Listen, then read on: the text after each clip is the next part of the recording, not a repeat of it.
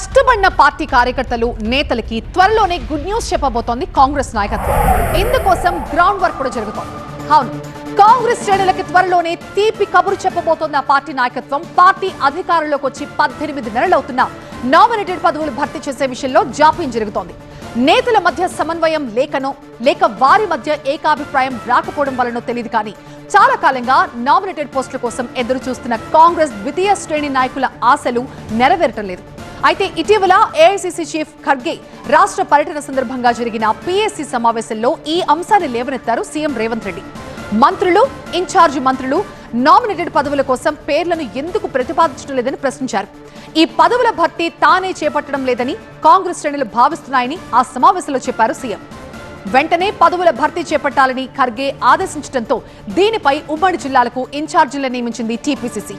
ఆ ఇన్ఛార్జీలు జిల్లాలో పర్యటించాలని, నేతల జాబితాను సేకరించాలని చెప్పారు. నియోజకవర్గంలో ఇద్దరికి తగ్గకుండా పేర్లివ్వాలని ఎమ్మెల్యేలు నియోజకవర్గ ఇన్ఛార్జీలకు సూచిస్తున్నారు. 2 రోజుల్లోనే ఈ పేర్ల లిస్టును టీపీసీసీ నాయకత్వానికి అందజేస్తామని జిల్లా ఇన్ఛార్జీలుగా వ్యవహరిస్తున్న నేతలు తెలిపారు.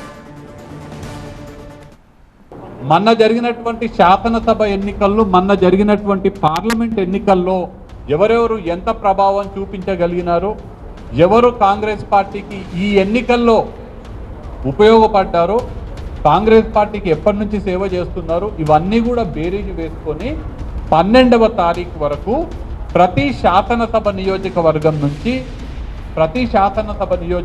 నుంచి 2 పేర్లకు తగ్గకుండా గవర్నమెంట్ నియామకాలకు ప్రతిపాదనలు పంపించేటువంటి ఒక ముఖ్యమైనటువంటి కార్యక్రమం. మాకున్నటువంటి మూడు ముఖ్యమైనటువంటి కార్యక్రమాలలో 12 వరకు నామినేటెడ్ పోస్టులకు సంబంధించినటువంటి ప్రతి నియోజకవర్గం నుంచి 2 పేర్లకి తగ్గకుండా పేర్లని పార్టీకి ప్రతిపాదించేటువంటి కార్యక్రమం.